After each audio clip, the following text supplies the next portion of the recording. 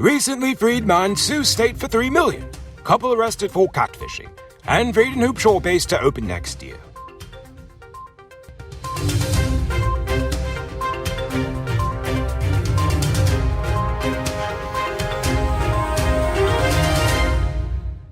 I am Noriko Bulford, and this is Uncut News. You see news happening? Send us a tip on WhatsApp at 592-659-6151. We begin tonight's broadcast with a case that we at Uncut News will be following, as we believe that it deserves attention.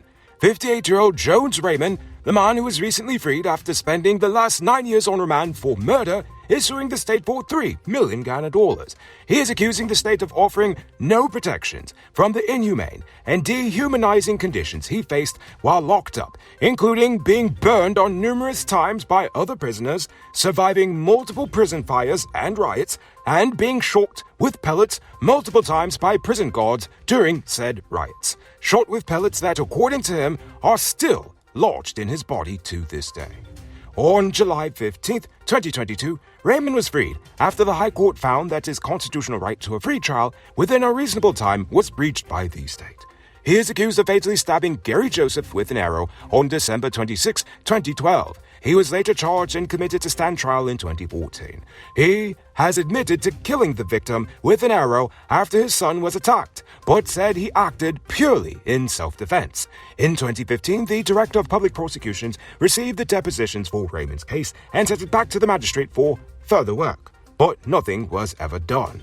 It was said in his most recent deposition that for the 9 years that he spent in prison was actually the equivalent of 15 prison years, which means that even if he was charged with murder outright, he still served more than the time than he should have had behind bars.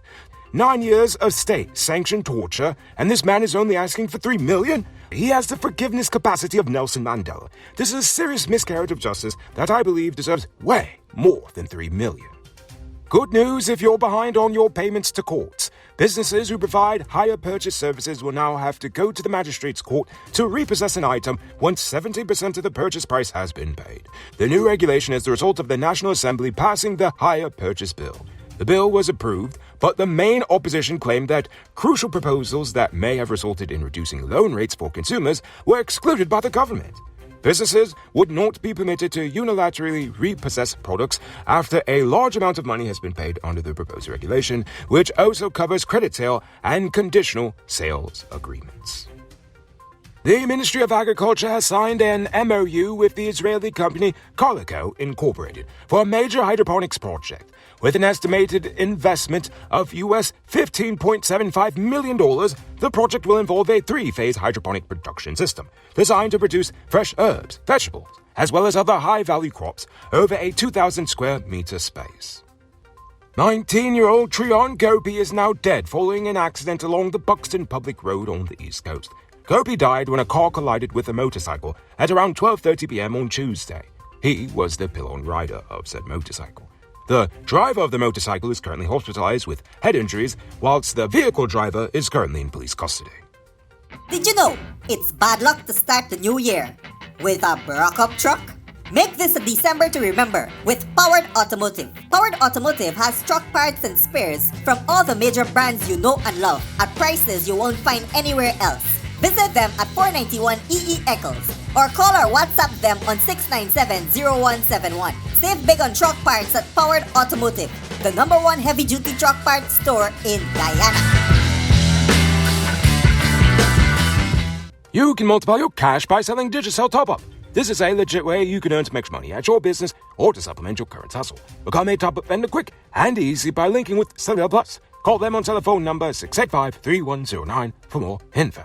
Dr. Marcel Hudson's time as the Chief Education Officer has come to a close, as the Ministry of Education has appointed the Chief Schools Inspector, Saddam Hussein, as the new CEO.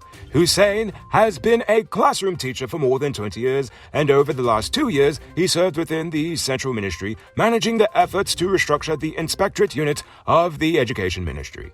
He replaces Hudson, who served as a CEO for 6 years, including 2 years post-retirement, when he was re-engaged and contracted by the current Minister of Education, because smart ministers know that it's a bad idea to change CEOs in the middle of a global health crisis. The ministry also announced that Hudson will not be leaving. He will now take up the position of Executive Director of the National Accreditation Council of Guyana.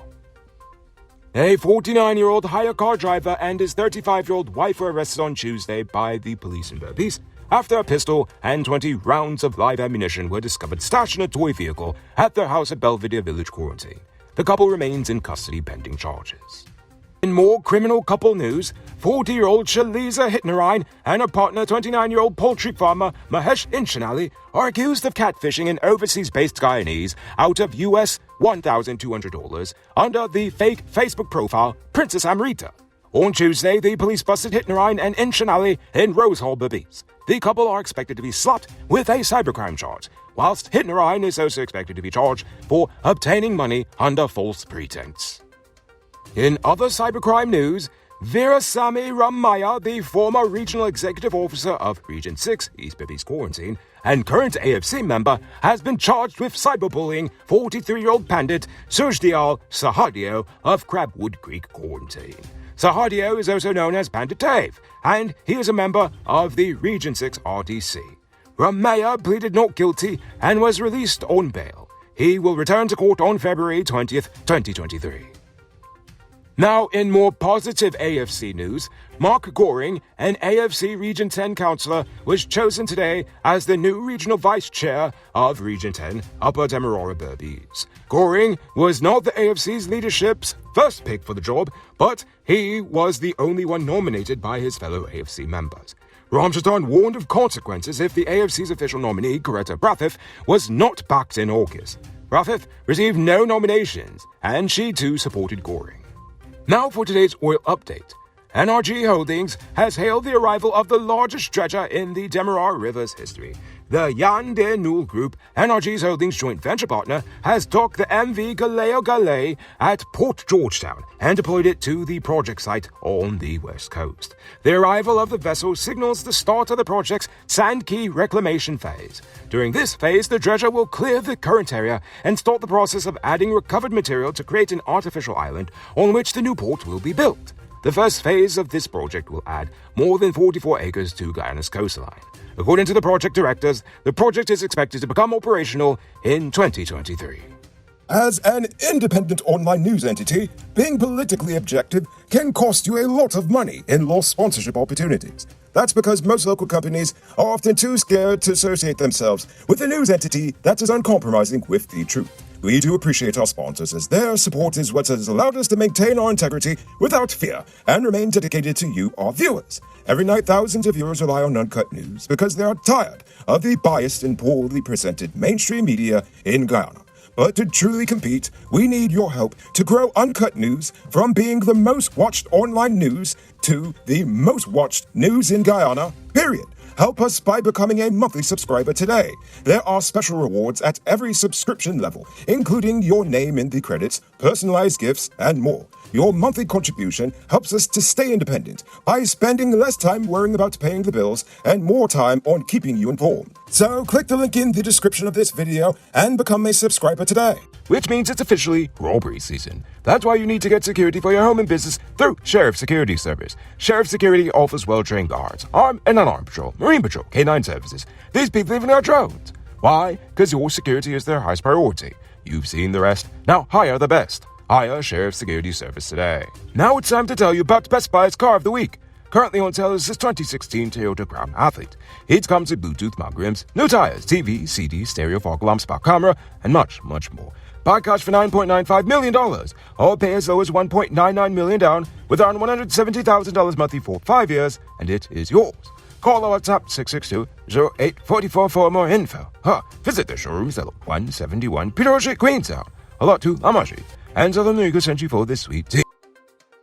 Now it's time for our Uncut News Views Poll Question of the Day. Every day we pose a question about current events in Guyana, the region, the diaspora, and how you feel it relates to us. Last night I asked if Venezuela's oil exports will affect us over here in Guyana.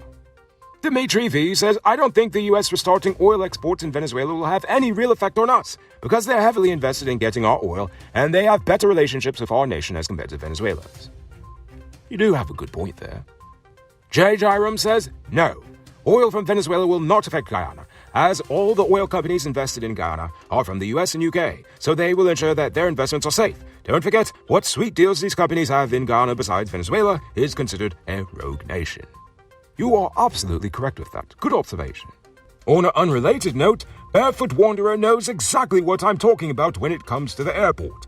After 6 hours in the air, I want some nice egg bowl, maybe even some chicken curry or pepper pot to greet me, not Burger King and stale coffee from Rituals. And finally, there's this comment. You know what? I agree with it fully. I believe the town is ripe for development and lacks many services. But if you ask me, no one since Forbes Burnham has ever had a vision for Linden. You know, maybe that's why it's still being neglected. Neglected for the sin of being Burnham's favorite town. Well, enough of that depressing thought. Now for tonight's question. Since our government is grabbing us visas left and right, I want to know, which country should our government pursue visa-free travel to next, and why?